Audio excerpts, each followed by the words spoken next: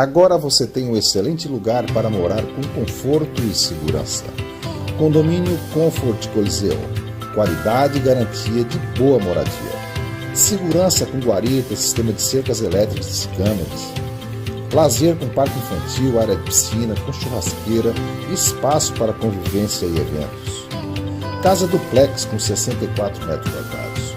2 quartos, 2 banheiros, sala, cozinha americana, área de serviço e garagens para o seu veículo. Tudo isso pronto para morar. Próximo ao novo aeroporto, no Cidade das Rosas.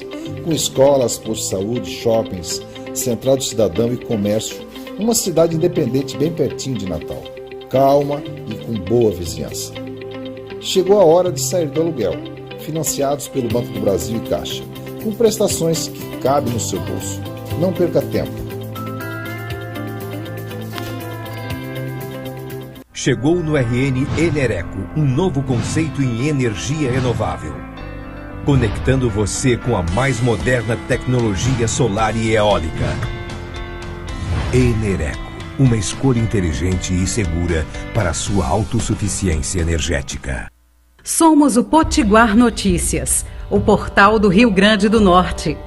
Somos a marca da nossa economia, da nossa cultura e da nossa gente.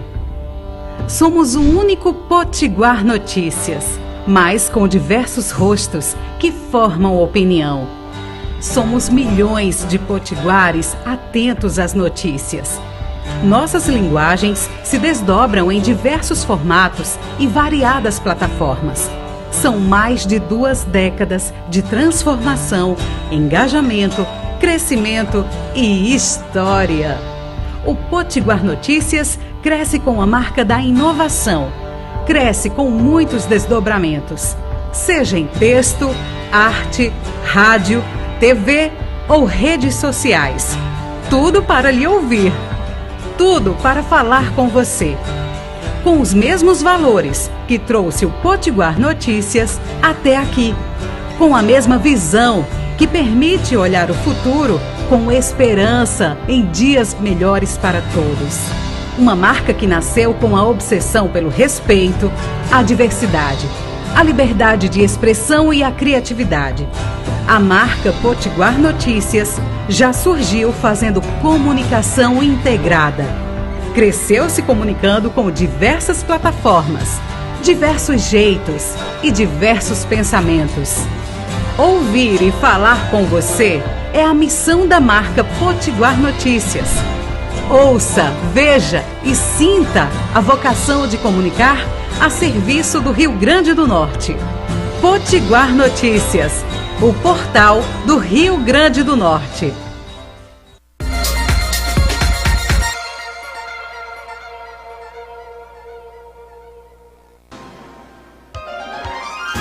Atenção, emissoras de rádio e TV. A partir de agora, entramos em cadeia pela PNTV, com o jornal Potiguar Notícias. Olá, muito boa tarde. Estamos começando mais um jornal Potiguar Notícias, segunda edição. Já agradecendo pela gentileza de nos permitir entrar nas suas casas com as nossas notícias, as nossas informações, os nossos destaques.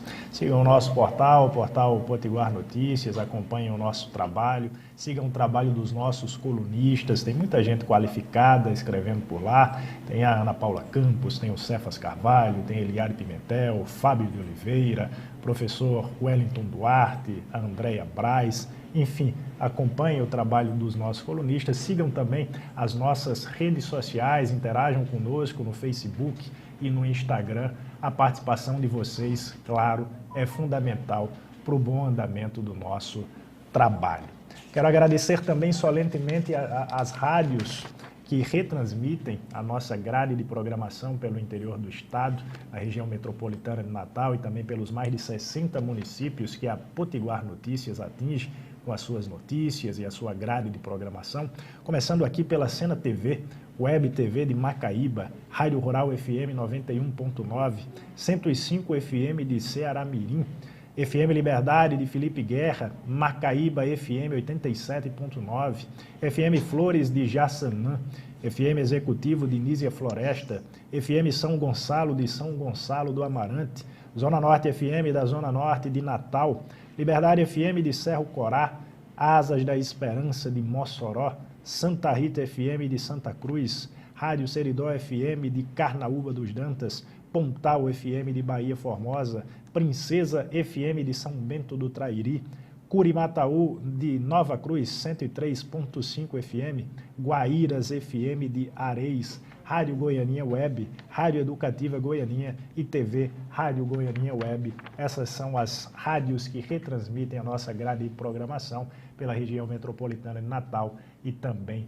pelos mais de 60 municípios atingidos pela Potiguar Notícias. No jornal de hoje, claro, as notícias, vamos repercutir as notícias em âmbito local, também em âmbito nacional, todas lá no nosso portal, o portal da Potiguar Notícias. E no segundo bloco, o já tradicional debate de todas as terças-feiras, com o Fernando Freitas, engenheiro e auditor fiscal, e hoje o convidado super especial, o doutor Cipriano Maia, que é secretário estadual de Saúde. Mas vamos começar aqui com as nossas notícias que estão repercutindo lá no nosso portal, Potiguar Notícias, em âmbito local, também em âmbito nacional, começando com a CPI. Ao vivo, Nise Yamaguchi depõe a CPI da Covid. A CPI da Covid ouve nesta terça-feira a oncologista Nise Yamaguchi. Ela será ouvida na condição de convidada, não testemunha como os demais que prestaram depoimento até agora aos senadores. A médica é defensora do chamado tratamento precoce, com remédios comprovadamente ineficazes contra a Covid, e chegou a ser cotada para comandar o Ministério da Saúde. A oncologista foi citada pelo diretor da Anvisa, Antônio Barra Torres, no depoimento à CPI. Na ocasião, Barra Torres confirmou a informação anteriormente dada pelo ex-ministro Luiz Henrique Mandetta de que a América estava na reunião junto ao presidente Jair Bolsonaro, em que foi apresentado o esboço de uma possível minuta para a mudança da bula da cloroquina. PM que prendeu o professor por Bolsonaro genocida é afastado da PM e será investigado. A Secretaria de Segurança Pública de Goiás afastou o policial militar que prendeu um professor que se recusou a retirar de seu carro um adesivo com os dizeres "Fora Bolsonaro genocida". A informação foi divulgada nesta terça-feira em nota oficial. A prisão se deu nesta segunda-feira, ontem, e o professor foi liberado no mesmo dia. O PM se baseou na Lei de Segurança Nacional, editada na ditadura militar, para efetuar a prisão. Abre aspas. O governo de Goiás, por meio da Secretaria de Segurança, informa que não coaduna com qualquer tipo de abuso de autoridade, venha de onde vier. Assim sendo, todas as condutas que extrapolem os limites da lei são apuradas com o máximo rigor, independentemente do agente ou da motivação de quem a pratica, diz a nota. PGR pede ao Supremo abertura de inquérito contra Salles. O vice-procurador-geral da República, Humberto Jaques de Medeiros, pediu ao Supremo Tribunal Federal a abertura de inquérito para apurar se o ministro do Meio Ambiente, Ricardo Salles, cometeu crimes para favorecer interesses dos madeireiros. O pedido foi encaminhado nesta segunda-feira à ministra Carmen Lúcia.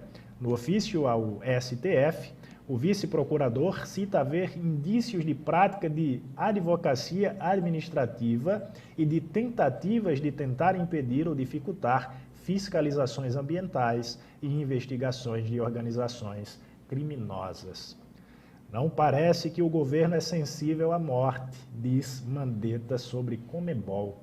Após a repercussão negativa do anúncio feito pela Conmebol de que o Brasil vai sediar a nova edição da Copa América, o ex-ministro da Saúde, Luiz Henrique Mandetta, disse ao Congresso em Foco que o governo não parece estar sensível ao número de mortos registrados no país. Nos próximos 20 dias, nós devemos passar dos 500 mil mortos, 500 mil de mortos. Não me parece que o governo é sensível à morte. Já teve os primeiros 1.000, os primeiros 50 mil, os primeiros 100 mil, 300, 400 e morte não tem apelo, falou o ex-ministro da Saúde. Pelas redes sociais, Conmebol, responsável pelo evento, comemorou na manhã desta segunda-feira a decisão do presidente Jair Bolsonaro de abrir as portas do país para a realização do torneio. Anteriormente, o grupo havia procurado a Argentina e a Colômbia, mas ambos os países recusaram ser sede devido ao alto número de casos de Covid-19.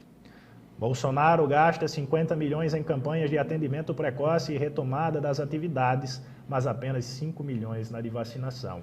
5 milhões de reais. Esse foi o gasto do Ministério das Comunicações do governo federal com a primeira campanha exclusiva sobre as vacinas contra o novo coronavírus, realizada pela pasta até abril deste ano. Veiculada 3 meses após o início da vacinação no país, o valor foi 1/6 do investido na campanha sobre retomada das atividades e 1/4 do que foi gasto com as peças que estimulavam o atendimento precoce.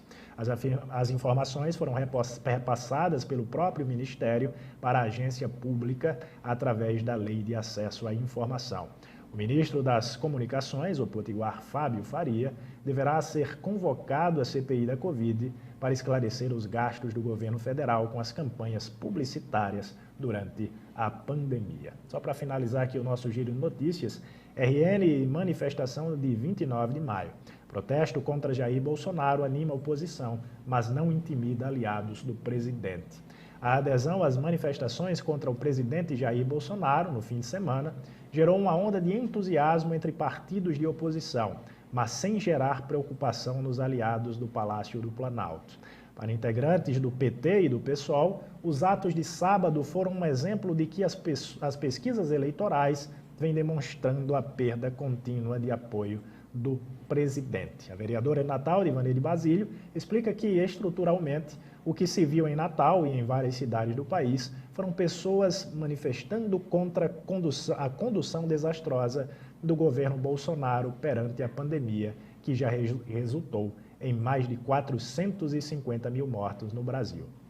A parlamentar, que também é presidente do PT na capital, argumenta que as ruas provam que a atual conjuntura política está em mudança. Finalizamos aqui o nosso giro de notícias e rapidamente vamos entrar em contato com o Fernando Freitas, que já é da casa. Vamos entrar em contato com ele para a gente iniciar aqui o nosso tradicional debate das terça-feiras, que hoje vai receber com muita satisfação o doutor Cipriano Maia, que é secretário estadual de saúde. E tem muito a esclarecer, obviamente, sobre o cenário do Rio Grande do Norte, aqui do nosso estado, sobre a atual situação da pandemia da Covid-19. E eu sei que ele tem muitas informações para passar para o nosso público. Já podemos contactar o Fernando Freitas. Fernando, muito obrigado mais uma vez pela gentileza de estar aqui na Potiguar Notícias, sempre trazendo um debate extremamente importante. E hoje com o secretário de Saúde, o secretário estadual de Saúde, o Cipriano Maia, e eu já saúdo a vocês dois. Muito obrigado pela gentileza e especialmente ao secretário de Saúde, o Cipriano Maia. Seja muito bem-vindo mais uma vez, Fernando. Boa tarde, Otávio. Boa tarde, Itapuã. Um abraço especial à dona doutora Irandi, que está aí nessa luta, acompanhando a recuperação do nosso amigo Pinto Júnior. Um abraço aqui também a todos os jornalistas, aos câmeras, aos operadores da imprensa no estado do Rio Grande do Norte. Hoje é o dia da imprensa e digo com muita satisfação e com muita segurança: não existe democracia forte sem imprensa livre e atuante. Esse é o papel que vocês têm feito aí de forma brilhante em cobrir a situação da democracia, a situação da vida, da luta pela vida, a situação da Covid-19, da pandemia em nosso país. É um trabalho árduo dos profissionais da imprensa que tem dado muito resultado e tem informado a população da situação em nosso país. Queria, Otávio, mandar um abraço aqui especial aos amigos e às amigas que sempre estão conosco na audiência, na rádio 91.9, na FM, bem como também pela plataforma digital do Potiguar Notícia. Um abraço aqui a Zé Vieira, lá de Pau do Ferro, está sempre conosco, é um líder político lá da região. Ele está muito preocupado com a situação da Covid-19 no Alto Oeste de Potiguar. Vamos já conversar com o secretário Vieira a respeito desse assunto. Um abraço aqui a Assis e seus familiares na Fazenda Paraíso, lá no distrito Taborda, lá em Macaíba, ao prefeito de Acari, Fernandinho, um amigo nosso, que está fazendo um trabalho brilhante frente à prefeitura de Acari, bem como também frente à associação dos municípios da região do Seridó. Um abraço ao presidente do Sindicato dos Profissionais da Panificação, ao Bezerra, um grande abraço, Bezerra. Presidente do CIPAM, Anchieta, que é o Sindicato dos Auditores Fiscais Municipais, um grande abraço, Anchieta. João Carlos está sempre conosco, é um empresário, microempresário do setor de seguros aqui em Natal. A professora Cardoso, Fátima Cardoso e Simonete, que são do SINT, do Sindicato dos Educadores do RN, que estão comemorando aí o início da vacinação para os profissionais da área de educação no estado do Rio Grande do Norte.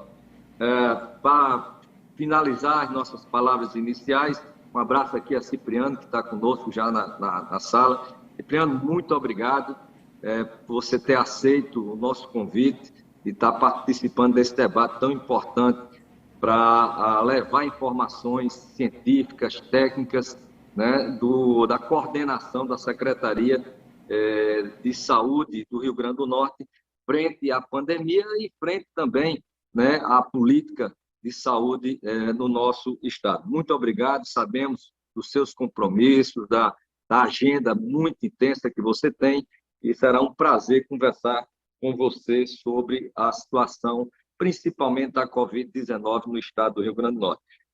Feito essas considerações, meu amigo Otávio, vamos lá conversar o nosso bate-papo com o nosso secretário. Cipriano, suas primeiras palavras aí, seu primeiro boa tarde para todos nós.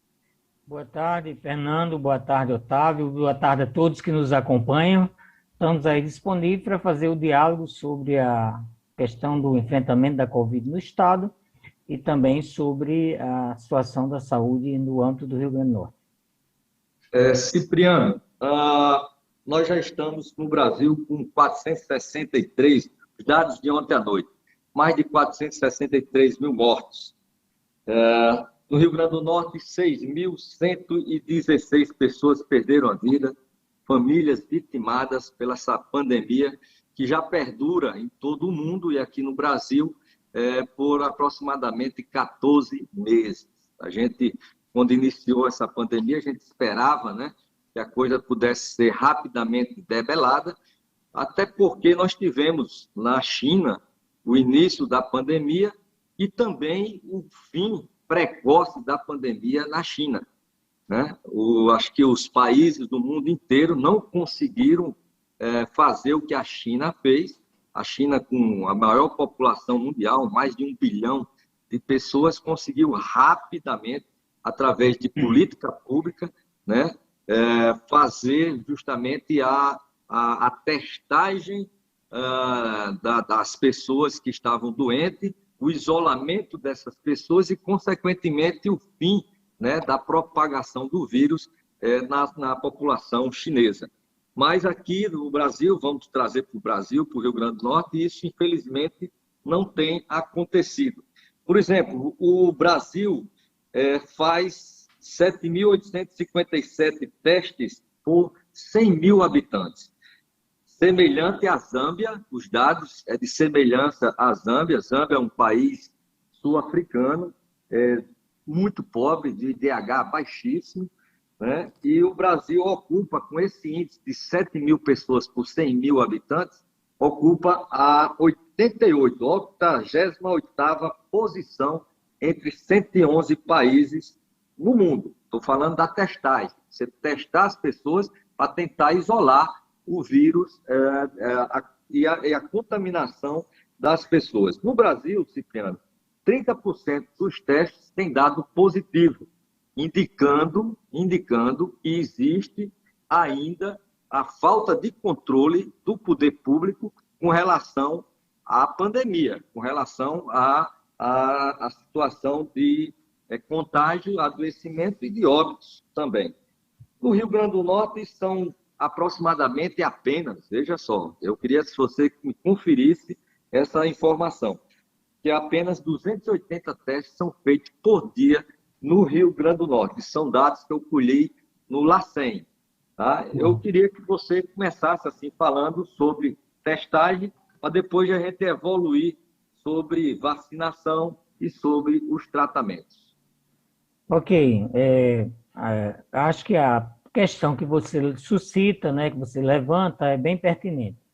Nós vivemos, né, desde o fim de 2019, né, início de 2020, a maior crise sanitária que o mundo moderno já vivenciou, né, que afetou, né, praticamente todos os países do mundo.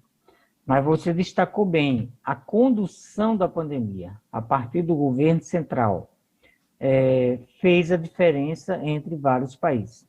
O exemplo da Nova Zelândia, apesar de ser uma ilha, foi muito ressaltado, mas se nós compararmos a condução da pandemia nos países asiáticos, principalmente no Sudeste Asiático, com a Europa, com os Estados Unidos, com a América do Sul e o Brasil, a gente vai ver a diferença de cultura e de atuação do Estado na condução do processo. E essas mais de 460 mil mortes que temos no Brasil, em parte se deve à falta de uma condução adequada no país. Por quê? Porque tivemos um presidente negacionista, né? Quer dizer, que negou a doença, que não tomou as providências oportunas para que a gente tivesse uma melhor resposta à doença, desde a questão da testagem, como você falou, assim como na aquisição antecipada de vacinas, como a CPI Nacional está mostrando, né? E pior do que isso, além de não ter agido, por exemplo, para fazer uma conversão da indústria nacional para produzir de forma rápida ventiladores, monitores, outros insumos essenciais para o enfrentamento da pandemia, né? Isso não houve ação, houve inércia total. O pior do que isso foi o confrontar, né, os governadores e prefeitos que começaram a adotar medidas de enfrentamento da pandemia e que continua até agora, né? Então, o resultado que a gente tem em relação à pandemia no Brasil tem muito a ver com a responsabilidade pela condução do presidente. O apoio que foi feito aos estados no ano passado em recursos foi principalmente por decisões do Congresso, né?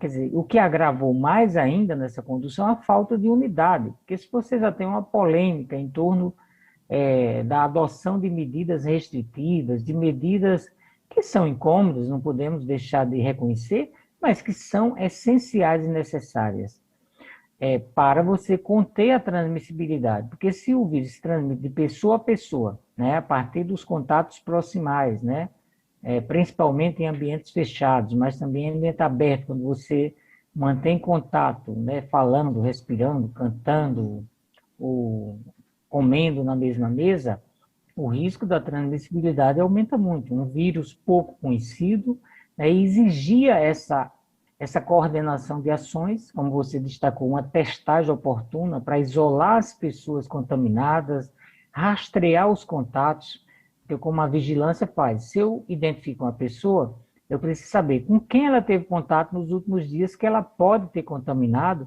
para eu já acompanhar e testar no momento oportuno, né? E isso exigiria um investimento nacional. E, infelizmente, não foi feito. O apoio para o teste PCR, ele foi feito parcialmente aos estados, vem sendo feito, né? O estado também tem investido para viabilizar essa testagem. Nós testamos bem mais do que isso, né? Nós fazemos aqui no Laboratório Central em torno de 2.000 testes por dia, com a participação do Instituto de Medicina Tropical, do laboratório também de virologia da universidade, que faz testagem para outros vírus gripais, e o apoio também do laboratório da Facisa em Santa Cruz. A gente oportuniza aí um pouco mais de testes, em torno de 2.500 talvez por dia, né? mas isso é insuficiente. E hoje, por exemplo, a gente tem o teste de antígeno, que ele dá um resultado muito mais rápido. O PCR é o mais eficaz, é o mais eficiente, né? Mas hoje já tem o teste de antígeno. E eu estava vendo notícias ontem que o Vietnã, né, que teve 40 e poucas mortes em toda a pandemia, ele intensificou a testagem, né? Exatamente porque surgiram novos casos lá. Então, aqui, a gente, desde agosto do ano passado, que os estados cobram da União a disponibilização de testes rápidos de antígeno, que possibilitaria essa atuação pronta para isolamento, e até agora não teve, quer dizer, foi anunciada esta semana a primeira remessa de 1.800.000 testes, e o estado vai receber 30 mil testes, né? O que é insignificante para você fazer um controle se você tem, às vezes, 30, 40 mil pessoas por dia sendo notificados como suspeitos. Então, mostra essa inércia realmente do governo federal, né? E pior do que isso, né? Uma falta de uma condução. E o pior, como você não chamou a atenção, foi a descontinuidade na condução da política, que começou com o Mandetta, né? Depois teve o Taixe, depois o Pazuello, estamos no 4º ministro em pouco mais de um ano de pandemia, né? Mostrando realmente o desastre que tem sido a condução dessa pandemia no país e o confronto que tem sido feito com os governadores e os prefeitos que têm buscado adotar medidas mais críticas. Mas, trazendo um pouco o Estado, aqui nós tivemos a reprodução desse comportamento, né? Principalmente do prefeito de Natal, que ficou o tempo todo, desde o período de pressão unificada, coordenada, para produzir melhores resultados no controle da transmissibilidade, né, da vigilância dos casos relacionados à pandemia, porque é um controle já muito difícil, e por isso que exige essa coordenação de ação, somação de esforços, de recursos, de pessoal, para você ter sucesso, porque o vírus ele se transmite com muita agilidade. Então, acho que esses foram os nossos grandes desafios no Brasil e no Rio Grande do Norte. Cipriano, se você me permite, eu queria primeiro pedir desculpas aí pelo dado que eu passei. Eu acho que eu peguei errado com relação à testagem do LACEN, do Laboratório Central. Estava lá na página do LACEN, eu achei que estava oficial, então foi importante a sua fala dizendo que a gente consegue testar aproximadamente 2.500 pessoas por dia. Ainda bastante insuficiente, né? Com certeza. Cipriano, a gente tem visto diariamente, se você liga as TVs, a Cabugi, a Manchete, SBT, aqui no Potiguar Notícias, vocês estão vendo diariamente reportagens das pessoas indo aos centros de triagem, principalmente aqui em Natal, e eu me lembro muito do Nélio Dias, lá na Zona Norte, e que as pessoas chegam lá e só tem, numa fila, 100, 200, 300 pessoas, ali pessoas que estão doentes, já com comprovação, esperando o atendimento médico, ali pessoas que estão com suspeita, junto com quem já está com a doença confirmada, né? E a reportagem sempre tem dito que, no máximo, tem um médico ou 2 médicos, são distribuídos fichas e as pessoas têm voltado para casa ou com a dúvida da doença ou com a certeza de estar doente sem atendimento especializado. O que fazer efetivamente? As unidades básicas de saúde, as UBSs, as unidades de pronto atendimento, as UPAs, nos municípios da região metropolitana de Natal, bem como de todo o Rio Grande do Norte, tem essa capacidade de atender essa demanda ainda nessa segunda onda. Às vezes, eu queria até que você me explicasse para os nossos ouvintes, aqueles que estão nos acompanhando, se a gente está na segunda onda ou se a gente está entrando na terceira. Eu que entendo um pouquinho de ondas magnéticas pela engenharia, né? Eu acho que a gente ainda está na segunda, porque a gente não desceu a curva, né? São ali 1.860, 1.880 casos de mortes diários, né? Eles chamam, tem como é que dá o nome? É o caso, o número diário de morte, não, de casos notificados. Aí eu queria saber de você o seguinte: a nossa rede de saúde básica tem condições ainda de atender a esse pico de segunda onda? E existe um risco dessa segunda onda que arrefeceu um pouquinho, ela desceu um pouco.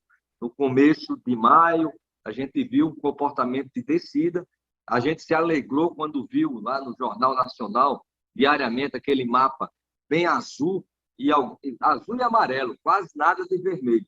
Mas agora a gente já vê novamente, diariamente, né, 5, 6, 8 estados vermelhos e o restante todo, quase todo, em amarelo.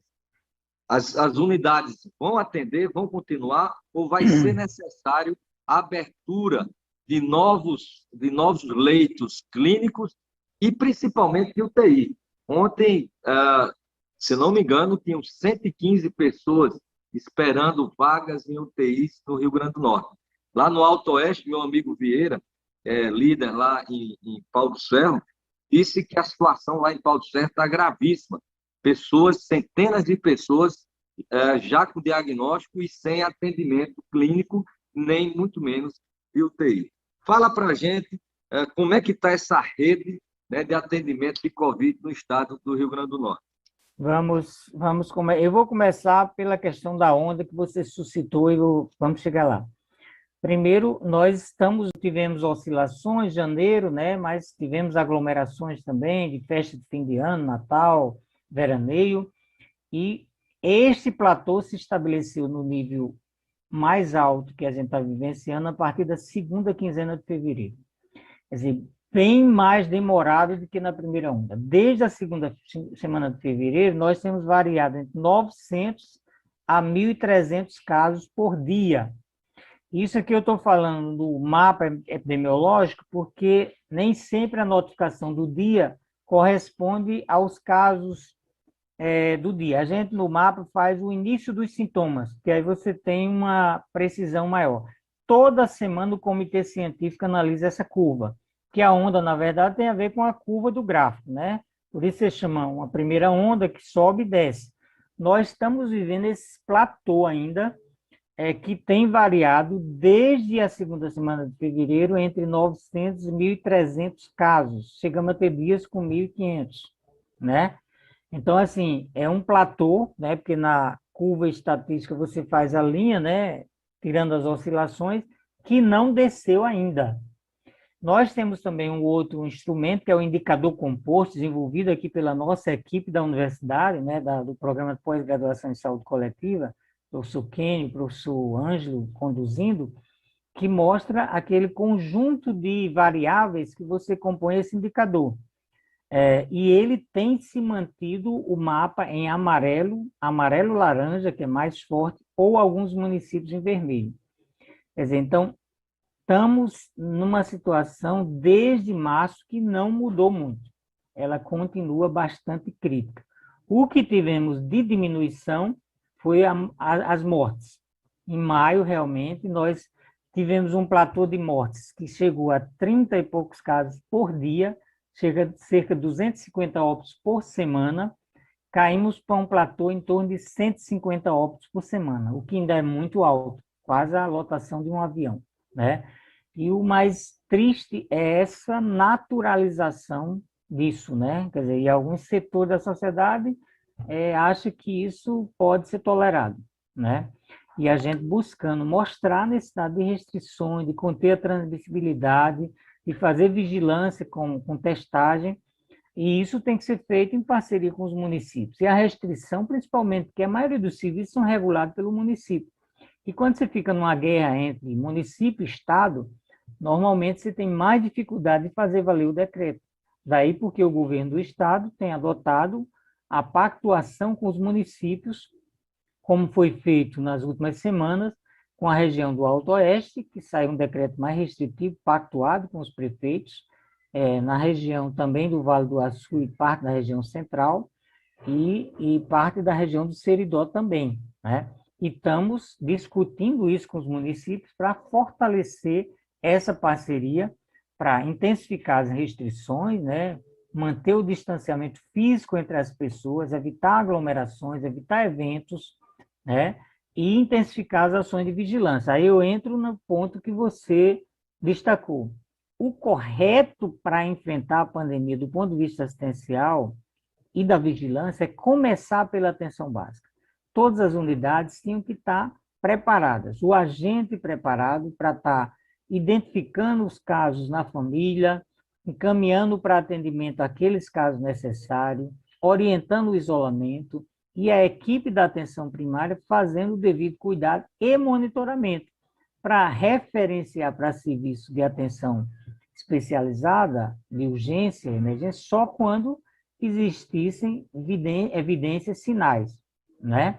E o monitoramento é a melhor conduta, porque não existe, pelo menos até agora, que a ciência tenha demonstrado a eficácia de tratamentos precoces, o tratamento imediato. Existe, sim, acompanhamento médico, com a monitoramento, avaliação, para instituir tratamentos adequados com base em protocolos validados pela ciência, pelas sociedades de infectologistas, como tem sido divulgado. Mas essa coisa que se fez em alguns municípios, inclusive Natal, distribuir kit Covid, isso não se mostrou eficaz em canto nenhum do mundo, além do Cipriano, desculpe, você adoeceu? Você pegou a Covid? Eu não. Eu não me protegi, não tive Covid, não, mas... É porque tem vários amigos que me perguntam, Fernando, se você adoecer, você vai tomar ivermectina, você vai tomar azitromicina, você vai, eu digo, amigo, eu vou ao meu médico infectologista, Dr. Kleber Giovanni Luiz. Você deve conhecer, Dr. Kleber. E não recomendou, e nunca recomendou isso, né? Não, eu já liguei para Kleber. Kleber, me diga uma coisa, qual é Ele disse, Fernando, cada caso é um caso, tá? Mas eu sou da ciência. Eu não vou embarcar. E olha que eu sou um cara de centro de direita. Exatamente. E ele foi na Assembleia e disse isso, com muita responsabilidade, coragem e competência.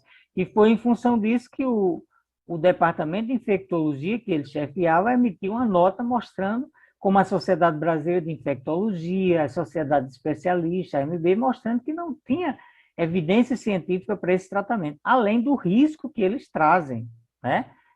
Seja a hidroxicloroquina, dependendo da situação pessoal, que pode ter riscos Mas desculpe, Cipriano, eu lhe atrapalhei, eu queria voltar. Mas eu vou voltar, eu só vou voltar. Mas mostrar, então, que o atendimento tem que se fazer na atenção primária, com monitoramento adequado, referenciamento para serviços especializados como UPA ou hospitais, quando as situações se mostrarem necessárias, como principalmente a alteração de saturação do oxigênio, de oxigênio no sangue e outros sintomas graves, né, que precisam ter realmente atenção. Os centros Covid são uma estratégia para complementar essa atenção que é feita na atenção primária, porque tem áreas que não têm cobertura da atenção primária, se justifica ter centros Covid, né, com atendimento também, com testagem, né, quer dizer, os municípios e alguns estão podem estar fazendo testagem rápida com antígeno para identificar precocemente as pessoas, monitorar, isolar e identificar os contatos, né? O famoso rastreio de contatos para evitar a propagação da doença, né? Então, isso são estratégias complementares, mas o principal é na atenção primária. E agora, nós estamos buscando apoiar os municípios para intensificar essa estratégia, inclusive com uma estratégia territorial, que a gente, a partir das regionais de saúde, está apoiando os municípios a organizar ações que inclui, né, isso que eu estou dizendo, de atenção primária ativa, né, atendendo as pessoas, fazendo busca ativa de casos, a questão da vigilância também, do isolamento, do rastreio, a questão da comunicação social dentro do município, que é fundamental, junto a lideranças sociais, religiosas, sindicais, empresariais, para fazer um movimento da sociedade para evitar a propagação da doença e criar as medidas de proteção às pessoas em situação de maior risco, né? Além de incentivar a vacinação, porque infelizmente ainda tem quem propague contra a vacina, né? Que é pior ainda, né? E, além disso, ações realmente de mobilização. Então, algumas regiões do estado estão começando a fazer isso, e é essencial para, inclusive, respeitar os decretos, porque o decreto não vai se cumprir só com repressão, é também com conscientização da população, com a noção de cidadania. E aí você pergunta, isso é mais do que necessário agora, com a manutenção dessa onda, desse platô alto, e com risco de agudização da transmissibilidade, com o surgimento de novas mutações virais que produzem linhagens diferentes, variantes ou cepas, como se fala popularmente, né? Que podem mudar o comportamento do vírus para mais a infectividade, ou seja, o potencial de transmissão maior, a gravidade também pode ser diferente. Então, isso ainda está sendo estudado para a última mutação que ocorreu, principalmente na Índia, que é um país populoso, porque é importante a população entender. Quanto mais o vírus se transmite, mais ele tem possibilidade de produzir mutações, né? Então, o momento é de intensa alerta, né? De alerta extremo, né? De gravidade, pela situação já presente, com as cepas que já estão circulando, que são várias, né? E pela possibilidade de surgimento de novas cepas que você não sabe o comportamento delas e que pode ser mais infecciosas. Então, você traz um maior risco. Então, nós vivemos essa situação de extremo alerta, porque o estado está praticamente tudo em amarelo. Fernando, deixa eu lhe atrapalhar um pouquinho de novo. A gente está correndo já o tempo e ainda temos várias perguntas bem objetivas para lhe fazer. Leitos clínicos, a gente está com 75% a 80% de ocupação no estado. Problema maior lá na região do Alto Oeste. UTI, tá, problema sério, porque UTI a gente está com 95% em algumas regiões, a gente tem 418 leitos de UTI, dos quais ainda tem uma lista de espera de 80, segundo as informações. Está em 79 agora, com 79. 10 leitos disponíveis. Exatamente, essa é onde eu ia concluir. A gente precisa abrir mais leitos ou não? Veja bem, nós precisaríamos, mas não temos capacidade, não temos profissionais disponíveis, as equipes estão esgotadas, né? Temos insuficiência de insumos, né? Principalmente o famoso medicamento do kit intubação, que são os fatores mais restritivos. E equipamentos, bomba de infusão, equipes de bomba de infusão hoje não tem no mercado. Mesmo o setor privado tem dificuldade de aquisição. Então, o que nós estamos buscando é manter os leitos atuais ativos, que são 400 e poucos leitos, 400, se eu não me engano. Hoje 18. nós temos, exatamente, nós temos 418 leitos de UTI ativos no estado todo, distribuídos em todas as regiões do estado. Desses, 395 estão ocupados hoje, 10 disponíveis, 13 bloqueados, e dos clínicos nós temos 444, 305 ocupados e 106 disponíveis. Então, a situação mais crítica continua na região oeste, com 34 leitos na fila, e a região metropolitana com 45. Então, realmente é um quadro, como eu destacava, extremamente crítico. Apesar da gente ter constituído uma rede em todas as regiões, todos os hospitais regionais, nós temos oferta de leitos que se soma aos hospitais municipais, outros contratados pelo SUS, como São Luís e Mossoró, né? Parcerias com municípios como São Gonçalo do Amarante, onde abrimos leitos no hospital de campanha, né? No início da primeira onda, fizemos isso aqui com a Liga Norte Rio Grandense contra o Câncer. Hoje, a Liga Moçoroense abriu leitos também nessa parceria do Estado, né? Mas, hoje, objetivamente, não temos condições de expandir leitos, porque não tem pessoal, não tem equipamentos, não tem insumos. Então, daí a necessidade da gente intensificar as medidas restritivas para diminuir essa situação aguda e de saturação e de pressão sobre o sistema de saúde, para que a gente possa evitar mais mortes. Se necessário, pode haver transferência de doentes da região do oeste para a região metropolitana ou para a região do Seridó. Está havendo esse remanejamento para atender, já devido, inclusive, a essa impossibilidade de abertura de novos leitos? Nós fizemos isso, Fernando, ao longo de toda a pandemia, alguma mobilidade interregional. No entanto, hoje, todas as regiões estão com saturação, estão praticamente ocupadas. A possibilidade de levar paciente para outros estados existe, como Manaus, a gente acolheu aqui pacientes em Manaus, no Giseuda, o município de Natal também acolheu no hospital de campanha. Mas essa é uma logística que a gente tem também dificuldade, e os estados vizinhos ainda estão também em situação de saturação.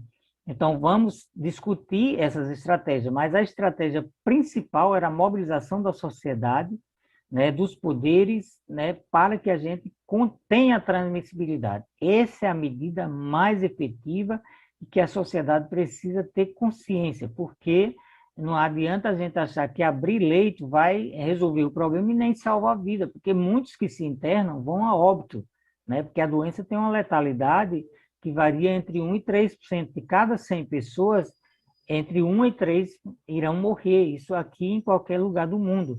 Então, o correto para a gente salvar vidas, retomar a vida social, primeiro, fazer isolamento, né?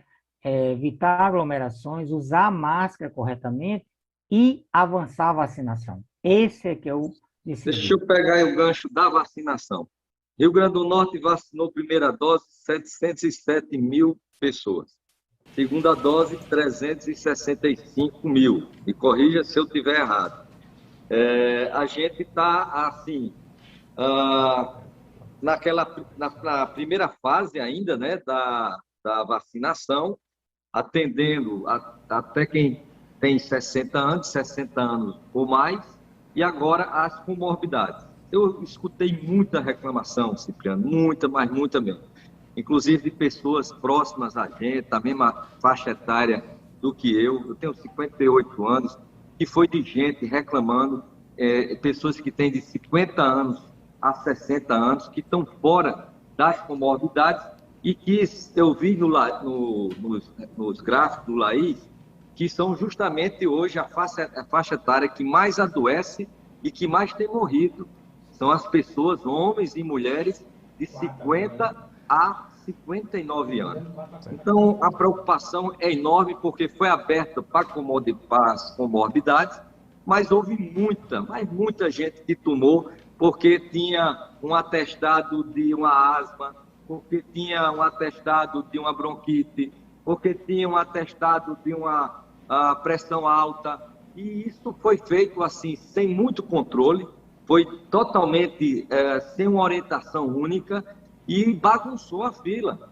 Na realidade, a fila não andou e andou num segmento que não precisava andar, que era justamente os jovens até de 18 a 30 anos, que se pegaram aí, que se mobilizaram, arranjando a todo tipo de atestado. Inclusive, o Ministério Público está começando a apurar, tem estado com bastante avanço com relação à apuração dessa situação. E eu queria que você nos colocasse.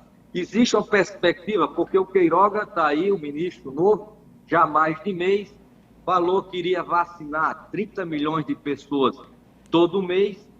O mês passado não chegou a isso aí. A gente avança, melhorou alguma coisa, mas ainda muito aquém, né, da necessidade de a gente ter, nos próximos 60 dias, pelo menos 40% ou 50% da população vacinada com as 2 doses. Então, a gente está muito longe disso. Eu queria saber qual é a expectativa da Secretaria de Saúde do Rio Grande do Norte com relação ao plano nacional e estadual de imunização, levando em consideração essa necessidade de frear os fura-fila, as fraudes, e, ao mesmo tempo, de incentivar a vacinação na faixa que tem mais adoecido e que tem mais morrido nos últimos 30 dias, que é a faixa entre 50 e 60 anos. Senhores, desculpe interromper, o papo está ótimo, mas nós temos 3 minutos para finalizar, Fernando. Eita, danado. Vai lá, Cipriano. Eu vou tentar, então, contentá-lo dizendo, realmente, os problemas da imunização, da vacinação no Brasil tem a ver com o que a gente já falou no início do programa, que foi a inépcia e o retardo do governo federal em adquirir vacina. Esse é o maior causador. O governo do Estado, nas suas atribuições de receber, armazenar e distribuir oportunamente a vacina, nós fizemos isso com muita competência, né? Em menos de 24 horas a gente distribui todas as imunizações. e fazemos a orientação técnica, treinamento das equipes, dos vacinadores, né, a parceria com as universidades, e desenvolvemos o RN Mais Vacina, que, em parceria com o Laís, que é a forma mais transparente de você estar exatamente visualizando tudo que ocorre desde que o município alimenta o sistema. A situação, você relata, é verdadeira, muitos municípios não fizeram a estratégia correta, inclusive produzindo muita iniquidade, porque as pessoas de classe média, as pessoas que têm mais mobilidade, tiveram muito mais acesso à vacina, principalmente em Natal, porque o correto seria fazer essa vacinação em todas as unidades básicas, e essas estratégias serem complementares, né? Então, temos alguns problemas. A nossa cobertura está mais ou menos na média nacional, pouco acima de 10% para a segunda dose. Dentro dos grupos prioritários está em torno de 33%, o RN Mais Vacina mostra isso. E agora nós vamos estar avançando, né? Vamos estar continuando a vacinação das comorbidades, das pessoas com deficiência, inclusive as que, mesmo que não têm BPC, a vacinação de gestantes e puérperas, estamos avançando nisso com doses, e agora incluindo o grupo dos professores, que a partir dessa próxima recebimento já vão também começar a serem vacinados de forma ascendente a partir da educação infantil, depois do ensino fundamental, né? Buscando completar escolas, e aí também vamos abrir, por uma decisão da CIB ontem que nós propusemos, vacinar todos os outros grupos prioritários, né, de forma progressiva por decréscimo de idade. Então, todos os grupos que estão no Plano Nacional de Operacionalização da Imunização COVID se iniciará a vacinação em paralelo às comorbidades, aos professores, aquaviários e portuários e aeroviários já começou-se a vacinar, as forças de segurança também estão se vacinando de forma progressiva, e a gente vai abrir por faixa etária decrescente para os demais grupos incluídos no PNO, que inclui categorias essenciais como trabalhadores do serviço dos transportes urbanos, né, limpeza urbana e outras categorias. Então, a gente vai fazendo... Nosso tempo acabou, estourou. Eu queria lhe agradecer de novo, agradecer a paciência de Otávio, de Itapuã, que a gente já estourou o tempo. Não, só uma pergunta, sim ou não? Sim. A Copa América no Brasil não se realizando, é gol contra ou é fair play? É fair play porque a gente está protegendo a vida, e é isso que a gente conclama todas as pessoas a fortalecerem, principalmente no momento, a proteção e a defesa da vida. Obrigado. Grande abraço, meu amigo. Obrigado. Senhores, muito obrigado, Fernando Freitas, e também ao secretário estadual de saúde, Cipriano Maia. E com o fim do debate, encerramos também o jornal Potiguar Notícias, segunda edição. Amanhã estaremos de volta aqui na bancada. Boa tarde. Somos o Potiguar Notícias, o portal do Rio Grande do Norte. Somos a marca da nossa economia, da nossa cultura e da nossa gente. Somos o único Potiguar Notícias, mas com diversos rostos que formam opinião.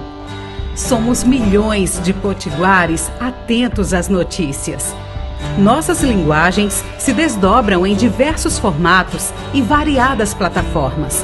São mais de 2 décadas de transformação, engajamento, crescimento e história. O Potiguar Notícias cresce com a marca da inovação.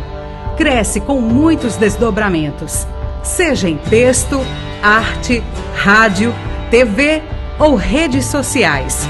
Tudo para lhe ouvir. Tudo para falar com você. Com os mesmos valores que trouxe o Potiguar Notícias até aqui. Com a mesma visão que permite olhar o futuro com esperança em dias melhores para todos. Uma marca que nasceu com a obsessão pelo respeito, a diversidade, a liberdade de expressão e a criatividade. A marca Potiguar Notícias já surgiu fazendo comunicação integrada. Cresceu se comunicando com diversas plataformas, diversos jeitos e diversos pensamentos.